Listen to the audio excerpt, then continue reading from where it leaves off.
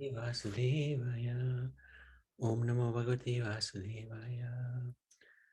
So I wanted to welcome all the devotees. Thank you for joining us today. And wanted to seek your good wishes and your blessings so that we can continue with the incredible Bhagavatam 10th Canto, chapters 16 and 17. I wanted to seek the blessings of Gurudev, Guru Maharaj, and Srila Prabhupada so that we can adequately glorify the Srimad Bhagavatam, glorify Shri Krishna. So this is a verse in the 16th chapter, 56th verse. Kalya vacha vayam kalha sahotpatya tamasa dirga manyava sabhavo dushtya jonatha lokanam yad ashadgraha. The serpent Kalya said, "Our very birth as a snake has made us envious, ignorant, and constantly angry. Oh my Lord, it is so difficult for people to give up their conditioned nature by which they identify with that which is unreal." So we're all born in this material world, and we all have our natures. And it's not easy to change those natures, as Kaliya is explaining here, and he's correct. So what do? Do we continue? Do we give up? Well, we have to continue, and we have to serve the Lord according to our nature. So whatever that is. Yes, Nanivan. Yes, Prabhuji, when we are born, I mean, as a soul, living entity, we are pure, but then we develop the conditioned nature, having come in contact with the material nature, isn't it? Yeah, So, absolutely. so this it depends on our developing the character. It all depends on the modes that we acquire after we are born, isn't it?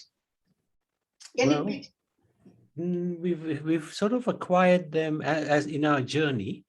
Three things influence our birth: karma, our actions in the past, our consciousness, and our desires. So desires you could leave aside.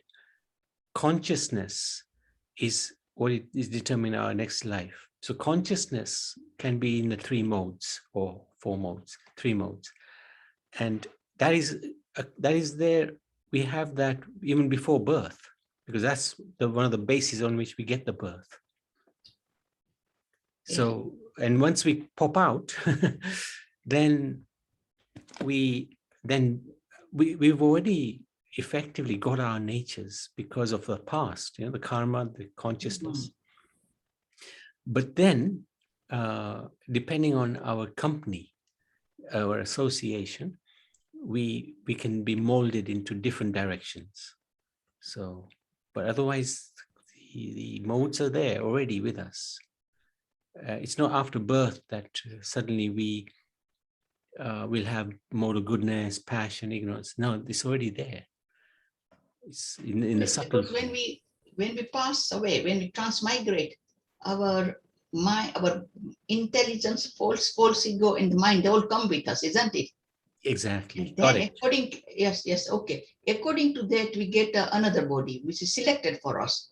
Yeah, correct. And then depending on the company, we can, although we may have some sort of bad characteristics, but there is a chance of improvement, isn't it? Yes. Yeah, absolutely. Yeah. Okay. Generally, the chances are of getting worse. And the example is Kern. He had great samskars when he was born. He was son of the sun god. So, mode of goodness, passion is there. But one moment's friendship with Duryodhana destroyed him completely. Mode of ignorance. So company is everything. But generally, unfortunately, we get bad company and that can destroy us. We don't like to take good company. Good advice is generally ignored. But when we take association of bad people, bad elements, it sort of is easier to associate with them and get acquire their nature. Okay. Yeah. Hare Krishna, Prabhu. Yeah. Hare Krishna. Yes, we were in the beginning. We were at as Shastra says, we were at the Vaikuntha over there in the spiritual world, but Yeah. we are so envious of the Lord that we Yeah. want to enjoy like Him. Yeah. So that's why we have been thrown here to suffer, Yeah. and we Yeah. are suffering due to, Yeah. like Mataji says, we are governed by the three modes of material nature. We cannot remain in the full tolerance. All these quality we must absorb so that we can go back to Godhead. Mm. It's quite Indeed. very difficult. Depend upon our association. Yeah. Even I know in a house when the Prabhu is fully Krishna conscious, and he is Dharampatni is not. You know, Mm. here the problem starts. Sometimes there are some Argument. discussion. Yeah. Argue. What happened? And that person, he also just look. But we as devotee, we have to go and just talk with the family, especially his Dharampatni. And then we see some green lights from them. And then the person, he start coming. There are many devotees, our God brothers, there are many like this problem. Yeah. So Yeah. what to be done, Prabhu? We have to just, Do. and sometimes what happens, they do not chant. They do not chant the holy name. As soon as you chant, this is the visa you have to chanting the holy name, you get fully association with the Lord itself. And so the Lord situating in your heart, He knows what are you doing. Okay, Hare Krishna. Sorry Hare disturbing Krishna. you. Thank you. Thank you for sharing that. It's true.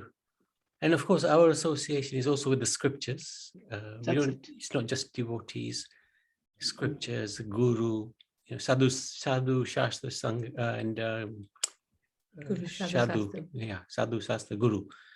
These are the forms, the basis of our understanding. Thank you. Hare Krishna. Hare Krishna. So 16th chapter is Krishna chastises the serpent Kaliya. And this chapter basically talks about the Kaliya demon, not necessarily demon, but he was a snake who came into the Yamuna and unfortunately poisoned the Yamuna and the residents with it. And then how Krishna shows his kindness in response to the wives of the Kaliya, the Nagapatnis. So when Sukadeva Goswami said that Krishna, seeing that the Yamuna had been contaminated by the black snake Kaliya, he had a desire to purify the river and banish Kaliya. So then Parikshit Maharaj asked, the Lord chastised the serpent Kaliya, and how did he come to live there in the first place? So then Sukadeva Goswami answered that within this river, Kalindi, Yamuna, there is a lake inhabited by this serpent Kaliya, or was inhabited by this serpent Kaliya. And his poison was really terrible. If it heated and boiled the water of the Yamuna, the vapors were so bad that so poisonous that any birds flying over this contaminated lake would fall in it and die. So this shows the power of this poison. So we ended the last chapter whereby the Gopas were overcome by the poison in the water because they drank the water, and the calves as well. So to restore the purity of the Yamuna water, and Krishna revived them simply by his look. To restore the purity of the Yamuna, Krishna climbed onto a Kadamba tree on the riverbank and prepared himself for battle. He tightened his belt. So this was one of the signature tunes or signature activities of Krishna. He tightens his belt before giving a demon a thumping. He slapped his arms and jumped into the poisonous water. So this Kadamba tree is still there, actually. I forgot to include a picture of it. This Kadamba tree is still there in Vrindavan, from which Krishna jumped into the Yamuna. Now the Yamuna has moved somewhat, so the tree is a little further away from the Yamuna than before. When Krishna landed in the serpent's lake, the snakes there became extremely agitated and began breathing heavily, further polluting it with volumes of poison. The force of the Lord's entrance into the lake caused it to overflow on all sides, and poisonous waves flooded the nearby lands. This is a very interesting picture. So we've talked about that.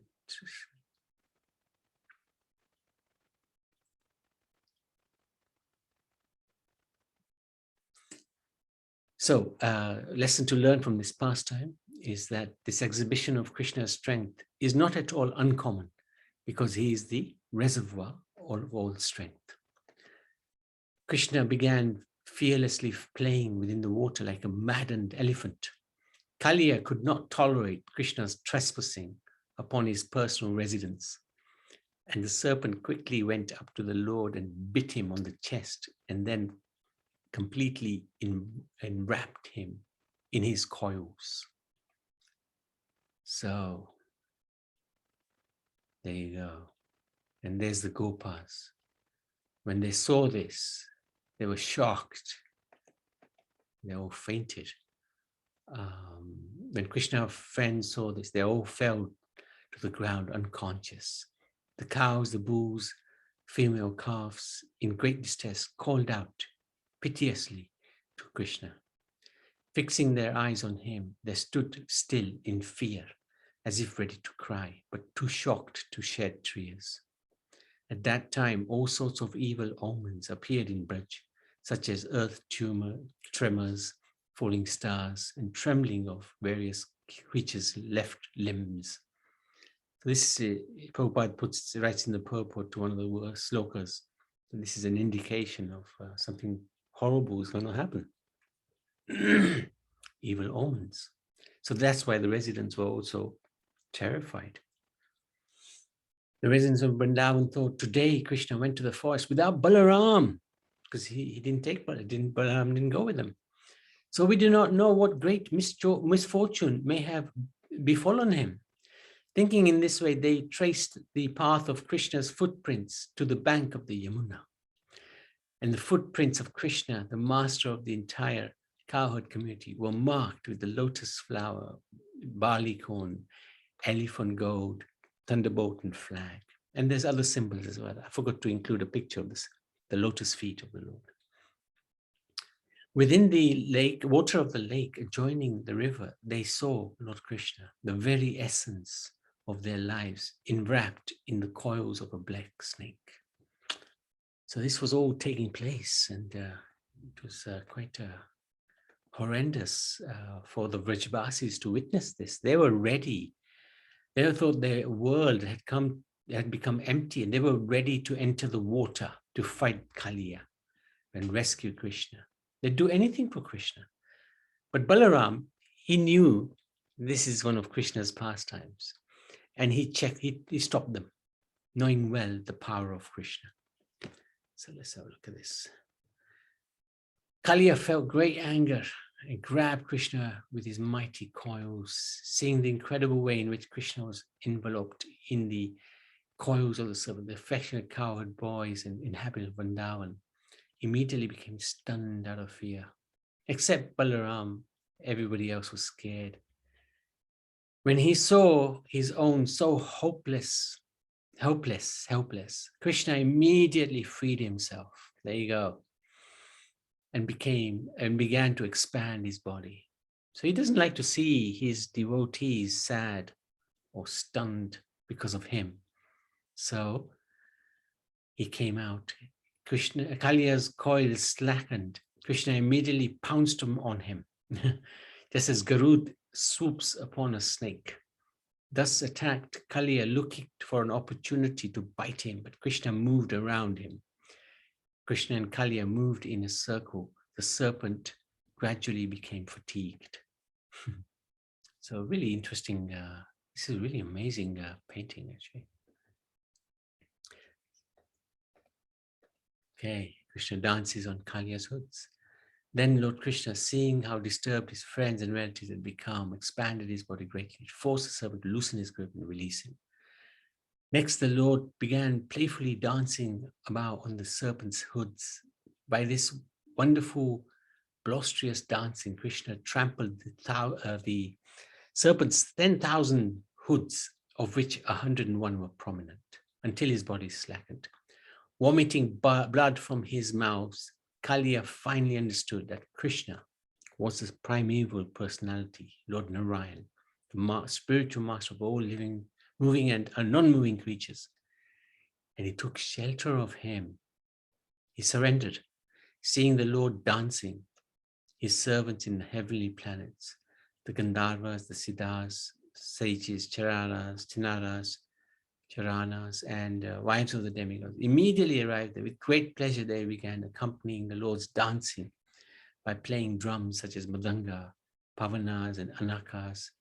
They also made offerings of songs, flowers, and prayers. It's said that actually Krishna and Kaliya, Krishna was actually chilling out a little bit when Kaliya put his coils around him. But when Krishna saw that Radharani had come, he said to Kaliya, okay, come on, time to have a dance and a fight. So he was waiting. He was waiting for Radharani. Any moment Radharani comes, Krishna has become very alert and ready to impress, which is what he did. Krishna pressed down the serpent's hoods and jumped on them. So this was like they had a ras dance, didn't they? The gopis and Krishna on the hoods of Kaliya. The Lord's lotus feet became tinged with red from the rays of the jewels on the snake's hoods. Then he, who is the original artist of all fine arts, such as dancing, began to dance upon the hoods of the serpent. Gradually, Kaliya was reduced to struggling for his very life. He vomited all kinds of refuse and exhaled fire. When Kaliya's wives, the Nagapatnis, saw how the serpent had become so fatigued from the excessive weight of Lord Krishna, who carries the entire universe in his abdomen, and how Kaliya's umbrella-like hoods had been shattered by the striking of Krishna's heels, they felt great distress. Their minds very much disturbed. Those saintly ladies placed their children before them and bowed down to the Lord. They desired the liberation of their sinful husband and the shelter of the Supreme, and they desired the shelter of the Supreme Lord, the giver of ultimate shelter. And thus they folded their hands in supplication and approached him and offered prayers in hopes of gaining their husband's freedom. So the prayers went like this. It is quite fitting that you have brought our cruel husband to this condition. Indeed, by your anger, he has gained great benefit. So actually they're very, very knowledgeable, enlightened Nagapatnis. You are so impartial that you look equally upon your enemies and your own sons. For when you impose a punishment on the living being, you know it to be for his ultimate benefit. What piety Kaliya must have amassed in his previous lives. Today he has borne upon his head the dust of the lotus feet of the personality of Godhead, the attainment of which is difficult for even the mother of the universe, the goddess Lakshmi. Please forgive the offenses Kaliya has committed out of ignorance. Allow him to live. They offer obeisances to the Lord, who is time itself, the basis of all authoritative evidence, unlimited and supremely subtle one. Next, they offered their obeisances to their lordships, Krishna, Balaram, Padumna, Aniruddha, whose pastimes are inconceivably glorious. Although the devotees can understand the Lord, to the non-devotees, the Lord remains silent, absorbed in self-satisfaction. The Lord knows the destination of all beings and who is presiding regulator of all. The wives argued that at least once a master should tolerate an offense committed by his child or subject. Therefore, they asked the Lord to forgive their foolish husband, who did not understand who the Lord was. They begged that the serpent is about to give up his life. Please give our husband back. And he is our life and our soul, our protector. So this is the interesting picture where the Nagpatnis are begging for the release of Kaliya.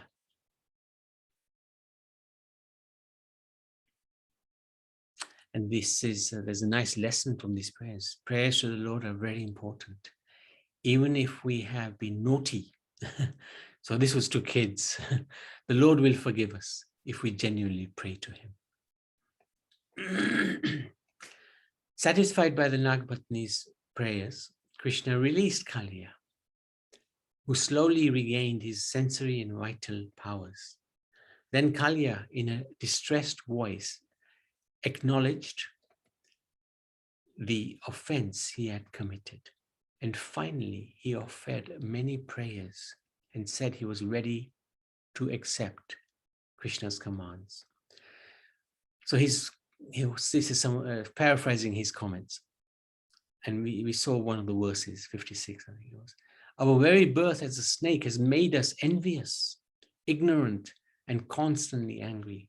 Oh my Lord, it is so difficult for people to give up their conditioned nature, by which they identify with that which is unreal.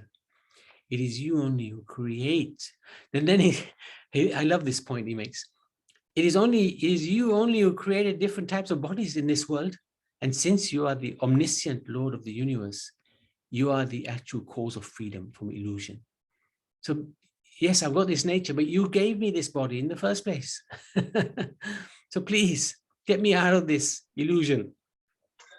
Please arrange for us whatever you consider proper, whether it be mercy or punishment. So really very suitable prayers by both Nagpatnis and Kaliya. Krishna instructs the serpent, you may not remain here any longer, because he wanted to protect the Brajavasis, his family.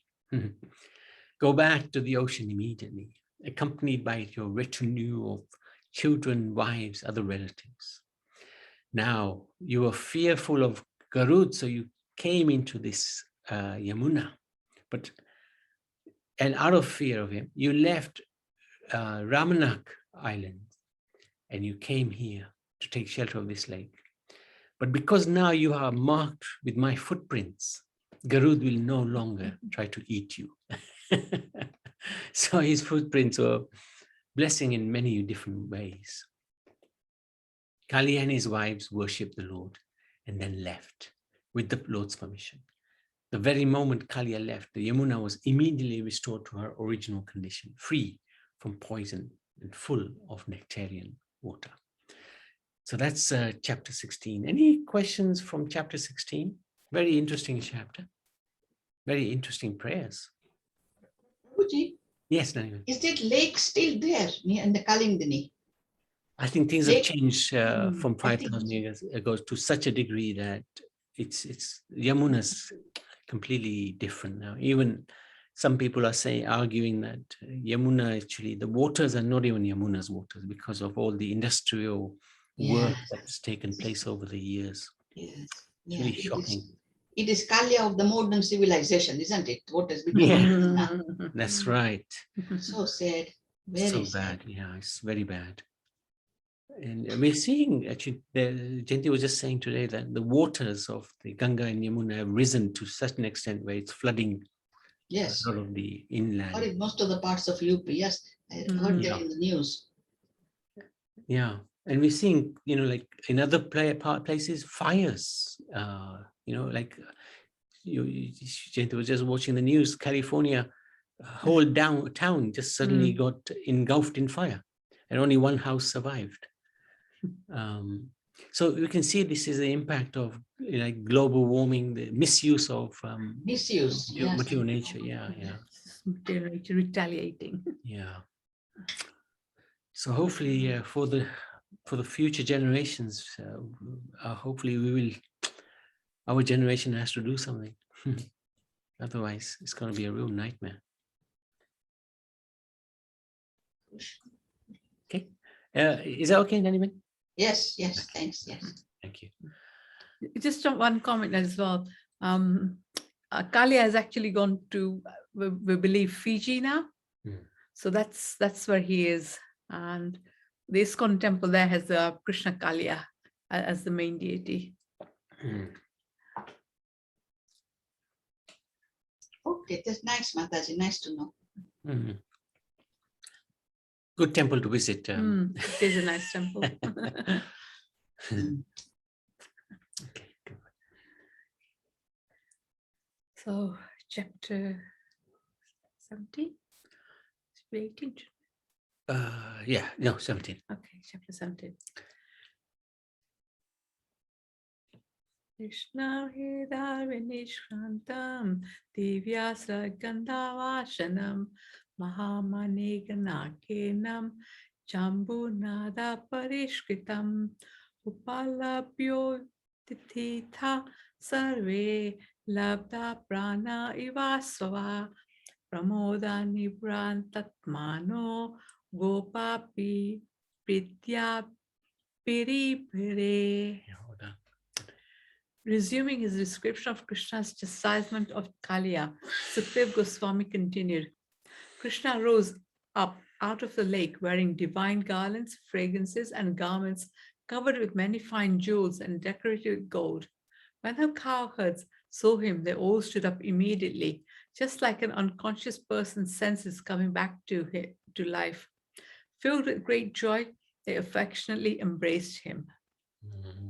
So this is when Krishna comes out of the lake, and it's amazing how he's wearing divine garlands, fragrances, garments covered with fine jewels, decorated with gold.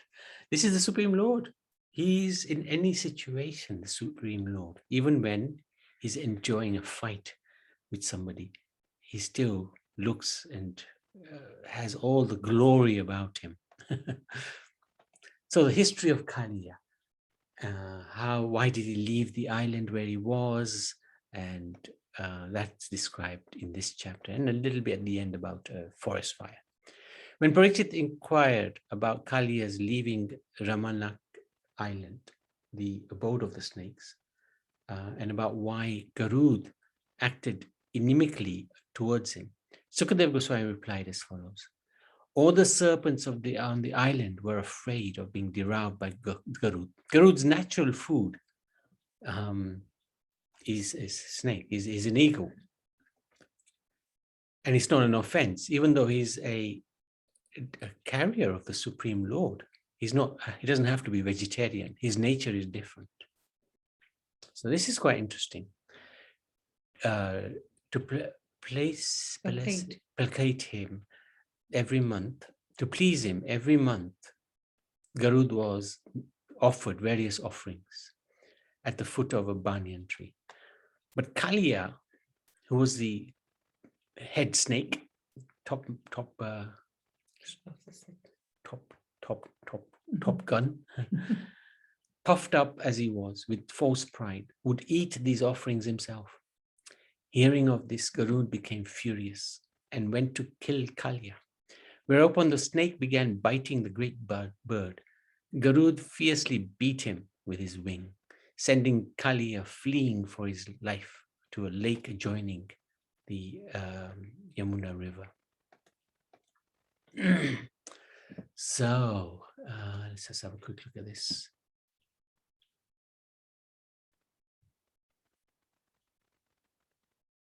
So Garud is the son of Taksha. It's quite interesting. And Kaliya, who is also known as Kadrushta, son of Kadru, immediately fled. Okay, so then he came to Yamuna. Now, why did he come to the Yamuna? Prior to the above incident, Garud had once come to the Yamuna. So Garud, the carrier of Vishnu, he came to the Yamuna and he started eating some fish. Now, there was a Muni who was underwater doing meditation, and he'd been there for many thousands of years. And that disturbed him because these fish were his friends as well, but Garud was eating them. So Shobru Muni, he asked Garud to stop eating the fish. But Garud, he was agitated by hunger. He had to follow his nature. Just like Kaliya's nature was being followed by Kaliya. Garud's nature is Garud's nature. He was hungry. He didn't listen to the sage. He continued to kill the fish and eat them. So in response, the sage cursed Garud that if ever comes again here in the Yamuna, he will immediately die. So Kaliya knew about this, and that's why he fled to the Yamuna. He could live there without any fear. So this was actually described earlier in the Bhagavatam, this Shobhuri Muni's status and how he cursed Garud. And because of that curse, he actually fell, in the sense that he took to married life and he enjoyed for many years with many wives. And he realized the mistake I made was that I cursed a devotee of the Lord. Yes, he disturbed me and he killed the fish, but that's what he does, because that's what he is, an eagle. But nonetheless, he's one of the principal devotees of the Lord, and I cursed him. I was wrong. And he was wrong. And that's why he fell from that position of great sage to householder. But then he regained his senses and became a great sage. Oh, hang on, we got it here. So there he is, Shobhuri Muni. He used to meditate within the water. He was sympathetic with the fish. He told Garud, don't come. Garud didn't listen. And he cursed him. Henceforth, from this day, if Garud comes to catch fish, then I say this, with all my strength, he will be immediately killed. So he used his tapasya for the wrong purpose. When Lord Balaram and all the residents of Vrindavan saw Krishna rise out of the lake, beautifully decorated with many different gems and ornaments, they embraced him in great pleasure. Even the dried up trees came back to life. So even the trees were sad that Krishna was being dragged. They've been polluted. And they'd been polluted. That's right. That's right. They immediately came back to life. Yeah, thank you. The priests and learned Brahmins then told Nanda Maharaj, the king of the cowherd men, that although his son had been caught in the grips of Kaliya, it was by the king's good fortune that he was now free again. And to reassure that Krishna will always be free from danger, Nanda Maharaj should give charity to the Brahmins. With a satisfied mind, Nanda Maharaj then very gladly gave them gifts of cows and gold. After that, Balaram, he lifted Krishna on his lap and he repeatedly looked at him. Yashoda Mai, she was completely devastated beforehand, completely devastated.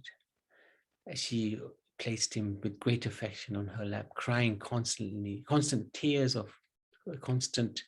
torrents of tears as she repeatedly embraced him. This is the incredible affection that the Brijbasis have for Krishna. They don't believe he's the Supreme Lord. Oh, don't worry, it's only Krishna. Krishna can defeat anybody. No, Krishna is their darling boy. They have to protect him. And when they can't, they really become very agitated. Because the people of Vrindavan were quite worn out by hunger, thirst, and fatigue, they slept that night on the banks of the Yamuna. In the middle of the night, however, a fire happened to blaze up within the forest, which became dry during the hot season. As the fire surrounded the sleeping inhabitants of Vrindavan, they suddenly awoke and rushed to Krishna for protection. He always knew what to do, so they would run to him. Then the unlimitedly powerful Lord Shri Krishna, seeing his dear relatives and friends so distressed, immediately swallowed up the terrible forest fire. So this is the pastime of Krishna swallowing the fire. And this is in full view of the Brijbasis. And we can contrast this with what happens in the next chapter. Where he again swallows a forest fire, but this time he tells the boys, close your eyes. So the lesson to learn from this is this eating of the fire was not impossible for them because he's unlimited. He has unlimited power to do anything. And of course, he's eating fire all the time, right? Does anybody know where he's eating that fire all the time? Anybody like to have a guess? Eating the fire, is it in our stomach? That's a good point. I wasn't thinking of that, but I like that. Oh, Oh, well done. No, I was thinking a little bit more crudely. That's very subtle. Well done. Where else does he eat when there's fire and we make offerings to him? oh, Havan? Agni? Havan. Yeah, exactly. Yagya. Yeah. That's it. Yagya. Yeah. So very interesting. Any questions? That's the end of this chapter. No,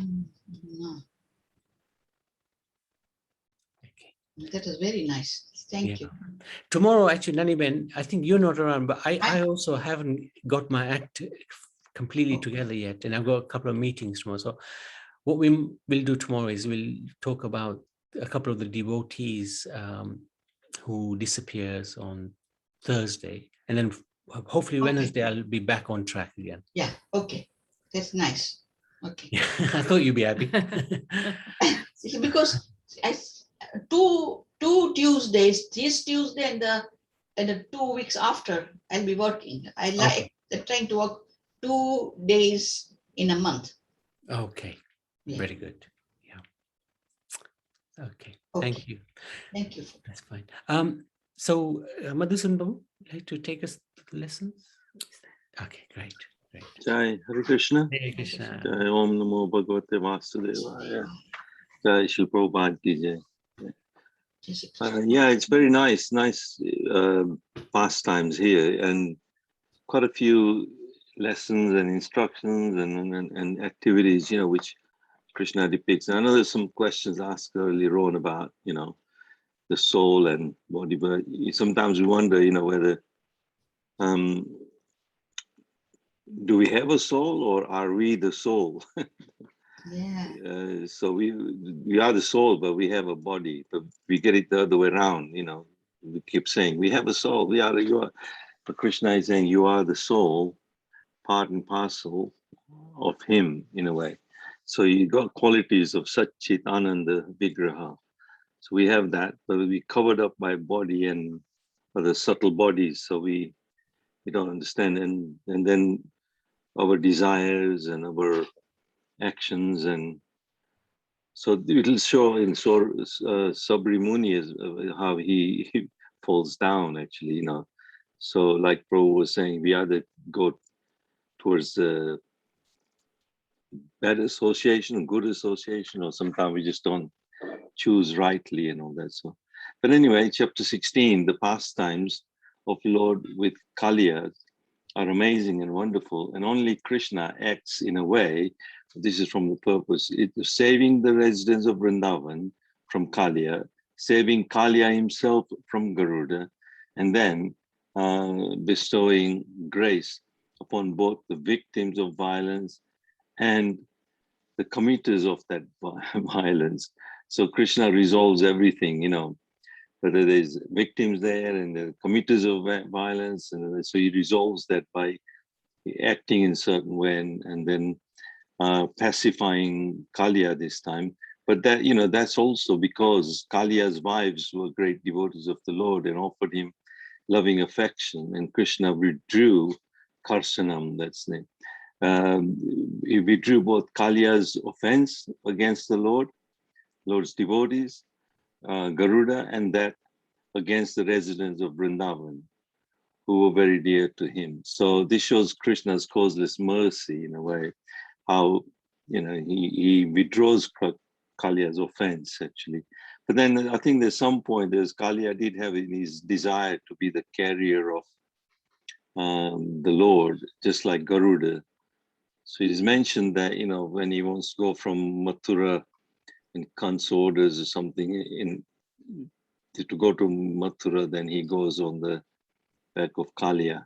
So there's the mention of that, you know, because Kaliya still wants to serve the Lord somehow, submissive. And chapter 17, in this chapter, we get to understand how Sabri Muni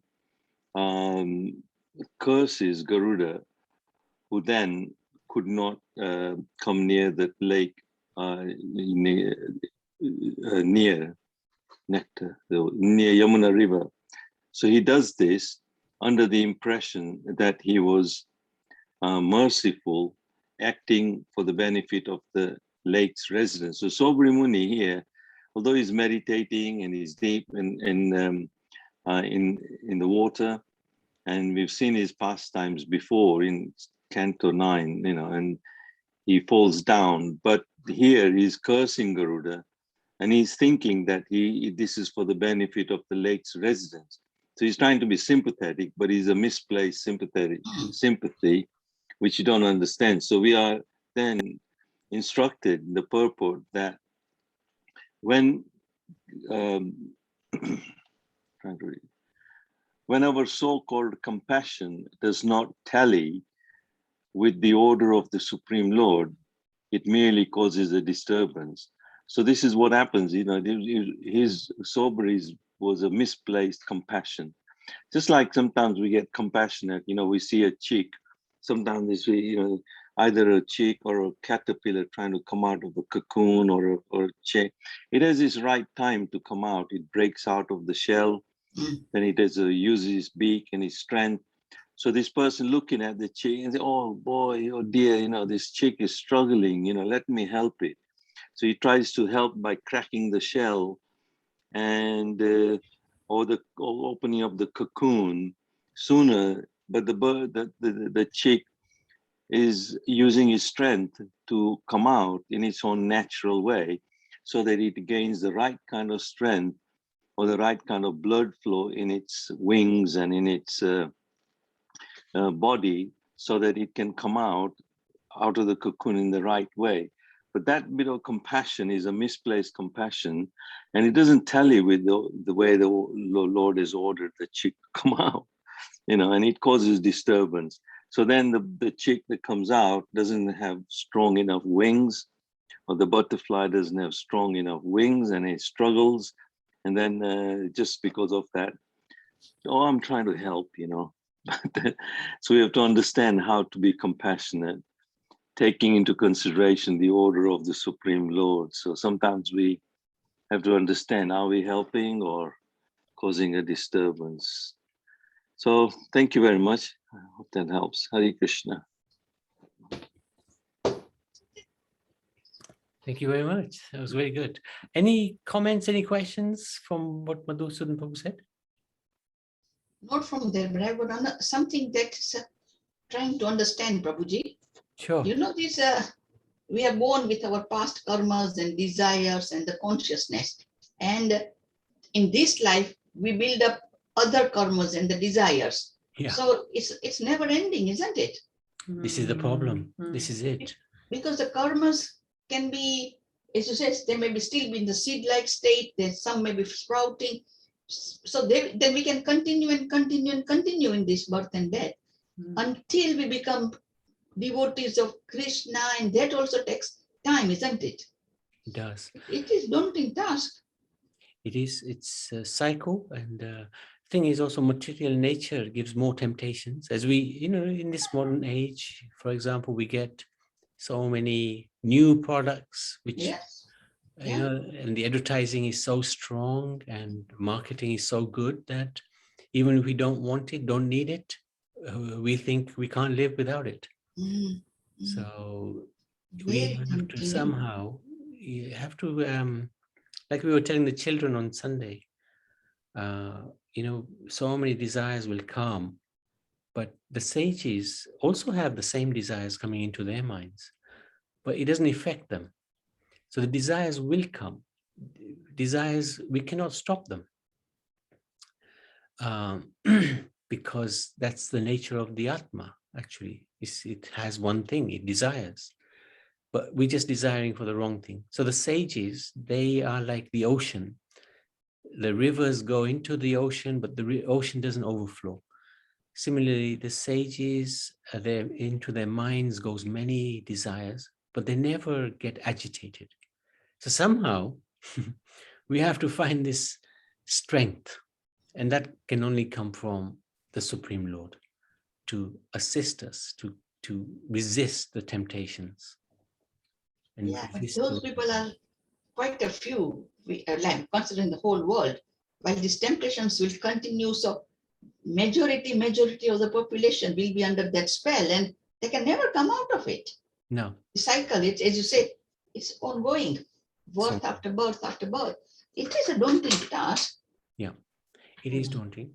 But at some point, the Lord has this, you see, this world is perfectly imperfect. So we will never find satisfaction in this material world. At some point, especially in the human nature, there will be that dissatisfaction with life. There's got to be more than this. I think most human beings will have that inclination at some point in their life. And hopefully at that point, you either take one of two directions. One is you try to find the higher pleasures in life through the spiritual route, or you go the other route where you decide to black it all out, that nothing will give us any pleasure, and we might as well forget about life and not look for that spiritual solution. So, but everybody will have that opportunity at some point in their life, at least once. Krishna will give that opportunity that, oh, hang on, is that it? There's got to be more than this. So now you've got a comment. Prabhupada said, this material world is not for a gentleman. Absolutely right. He did say that. Yeah. And also, Srila Prabhupada was asked the question, he said, how quickly can one become in the spiritual world? And he said, it can be as quick as flicking the light switch. But it's just the way, whether you Ready. wake up or not. Yeah. And that's why the Lord Chaitanya said, Jiva Jago, Jiva Jago, Gorach, and this, that to bhajan, where. So you just got to wake up. It can be as quick as just waking up, but if you're sleeping in the lap of Maya, can take a long time. But we are given opportunities many times. Krishna is always being merciful, although fulfilling our desires. But then desires, we can dovetail desires into. That's what the Guru does. He plants the seed of bhakti. And then by the association of Guru, Sadhu, Shastra, and all that, you develop that Bhakti Lata Bij and eventually go towards the spiritual path. And it's all in our hands, but we have the opportunity. It can be as quick. So when we start to say, it is so difficult, it is so that, then you think, I might as well give up then if it's so difficult, But Prabhupada said, no, it's easy. Why don't you just chant? It can be that easy if you want it to be easy. So sometimes we can't. If we make it a very challenging thing, then people find it. Oh, this Krishna conscious business is too tough. Leave it. But as devotees, we want to make it easy. We want to make it appealing. Prabhupada just says, just eat prasad, just chant, celebrate festivals. What's so difficult? That's why there's a book written. What is the difficulty? Is that book, Okay, Yes, Nanivel. I'm thinking of those who are not into Krishna consciousness. So I'm thinking of the wider population who get trapped. So yes, for us, he did say that within a second of flicking of an eye, you can become a devotee. But other people who are not into anything, into that type of religion or wandering around with all the desires and doing various karmas around them.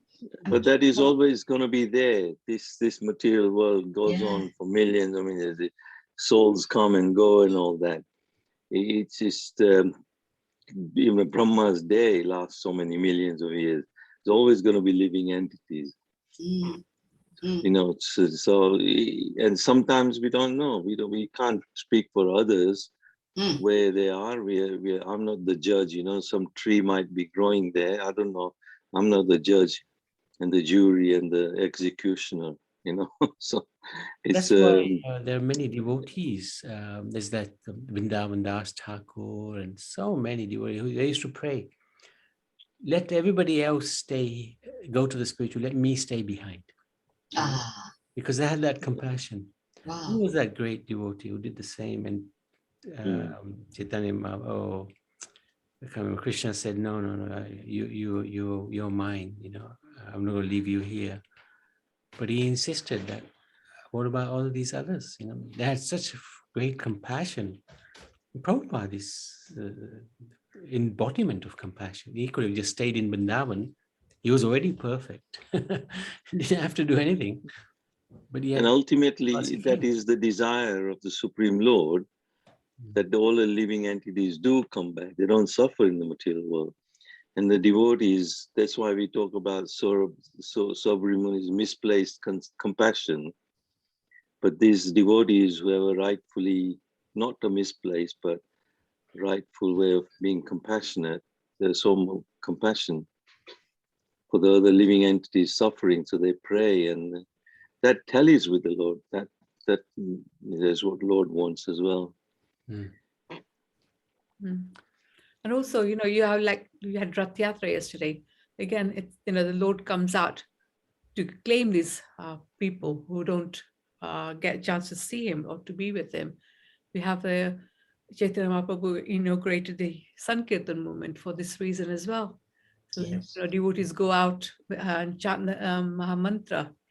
So devotees who don't know anything about it, at least they hear these names, and one day it will help them as well. So the seed has been planted. Mm. Yeah, it's a very good point. Thank you, Mahaprabhu. Haribol. Yeah, and the Lord is always looking for opportunities. You know, as Chanti said, Madhusudan Prabhu said as well, Lord wants us back because he's missing us. We've forgotten him, but he's missing us. And not just us, he's missing everyone who's here in this crazy world. But some souls just want to be, you know, they have to go through this journey, because when they're back again in the spiritual world, they'll realize, oh, that was a bad mistake. So I never want to do that again. Yeah. Otherwise, how are we going to learn? So that's another aspect of it. Okay. But yeah, it's good discussion, actually. Thank you, Nani, man. Very, very nice. Haribol. Anybody else? Any questions, any comments? Wow, it's at the time. We've run over. Okay. Srimad Bhagavatam ki jai.